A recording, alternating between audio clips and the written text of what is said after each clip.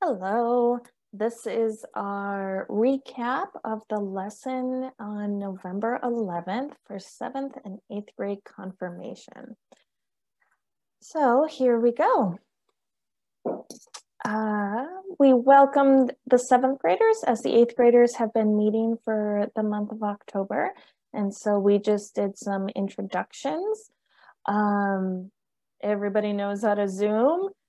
So we didn't go through that specifically, but we wanted to just talk about Zoom in confirmation means conversation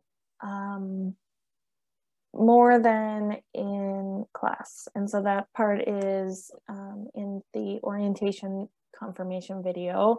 You can see more about that, but we talked about how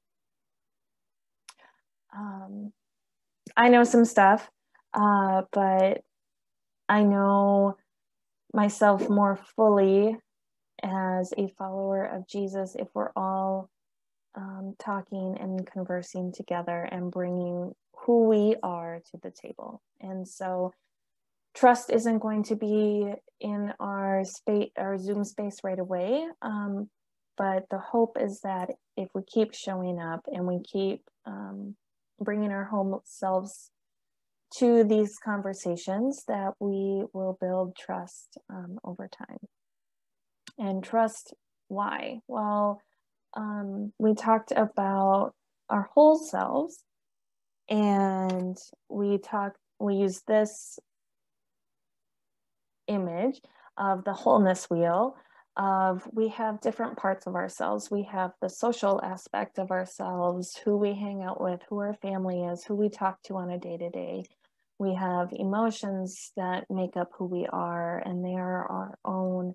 We have physical well-being. We run, we go on hikes, we get out and about, we play sports, and that's part of our being too.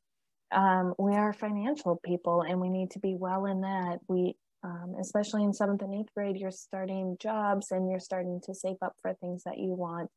Working towards goals, if you haven't even started that yet, you will shortly. And so that's part of who we are as a whole being. Vocational, what are we here on this earth to do? What is our great calling that intersects with a world of great need? Where is that cross and cross section? And that's part of who we are. Intellectual, we need to learn some things about this world, and we go to school for that, and we learn in all sorts of ways, and that makes up who we are. But what we're going to be talking about is that outer ring, is that spiritual well-being. And it's on the outer ring is because being a spiritual person intersects in all of those different places. And so we may touch on little bits of all of these different spaces because they make up who we are. But in this time of confirmation and in our church, I mean, this is what we concentrate on, is that we are spiritual. And we always bring that back to the center, is that we are baptized and we are a new creation. So we did some rapid intros because this is just some good information to have for each other. We talked about name school, favorite games, favorite apps. So some silly things, some factual things, and holiday coming up. What's your favorite Thanksgiving food? Mine is a sweet potato, reindeer sausage, and onion dish that we call hash. And it's savory and so good and just a little bit sweet. So that's my favorite. So we did a dwelling in the word practice, and this is where we come together and we talk about that the Bible is a subject in our lives. It is not just an object that is on a shelf.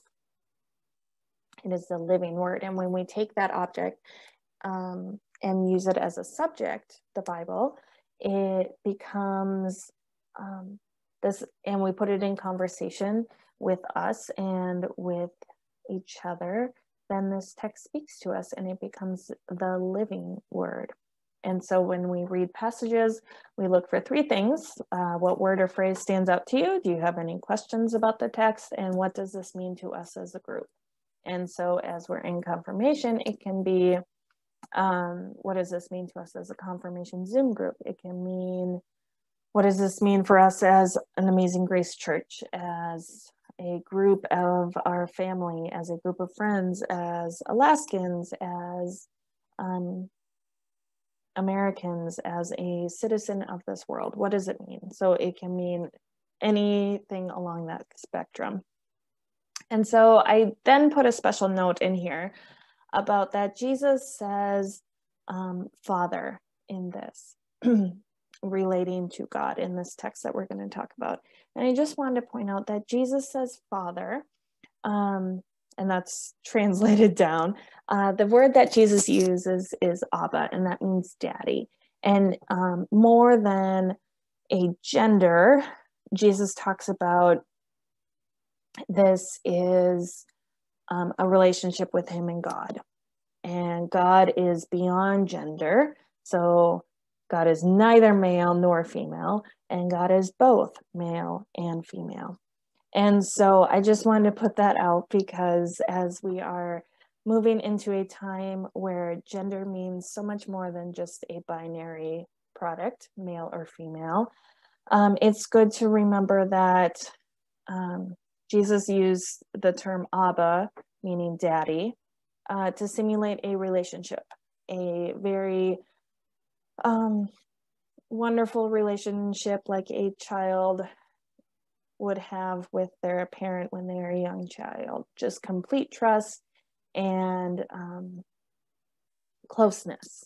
And so Jesus continued to use that term well into his 30s because it symbolizes the relationship.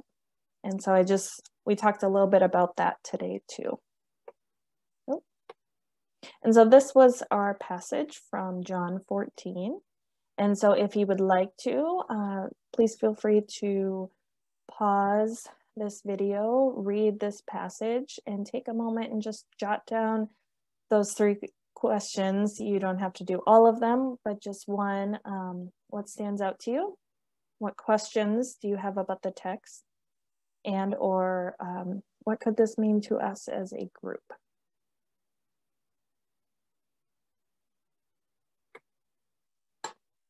Next, we talked about peace.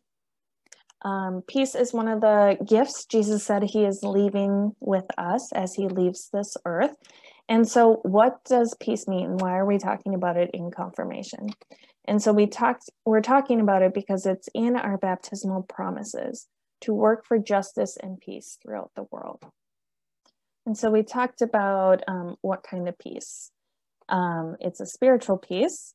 And we just asked the question, had a really good conversation about how is this different from or the same as like political peace, world peace, inner peace.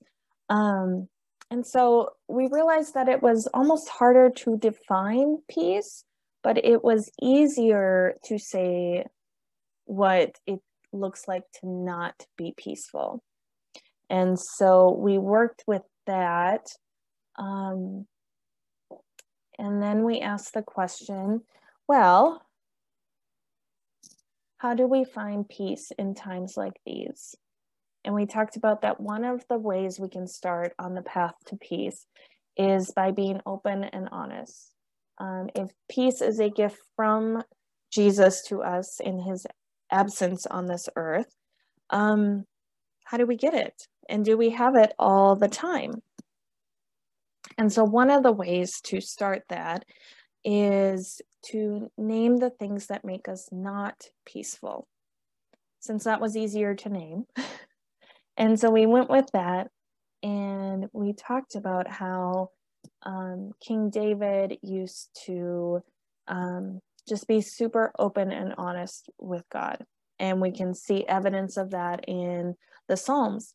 And one of the things David did is what we call laments. And it's a time of passionate grief and sorrow. And so lamenting is one of these ways that we can be on the journey to peace with God. And so lamenting is saying, God, this is hard. Or even, God, I'm angry with you. Or lamenting is, I don't understand this at all. And God wants to hear that. And it's good for us to do that because it brings it to light. And one of the best things I think about being in our faith tradition is that we put a lot of importance on naming a thing, calling a thing what it is. And that doesn't mean you have to make it better right away. But there is something profoundly powerful in naming things. And so when we look at that list of what peaceful does not look like, by naming those in ourselves, it can be easier to be on the path to peace in our lives. So lamenting can be a spiritual practice. It's a form of worship, as David puts it in there. And so these 4 bullet points at the bottom are great ways to start your own lament if you have no idea where to start. God, I don't understand. God, please fix. God, I trust you with my future, even if. And God, I will praise you even when. And that was a wonderful thing that King David did in so many of his Psalms, is he moved from, I just don't understand this, and he almost always ended up with some praise for God.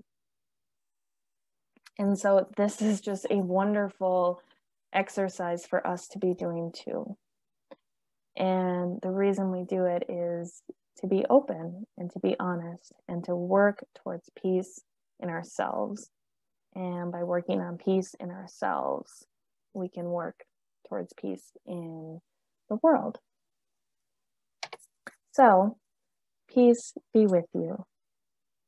Please share the peace with those around you.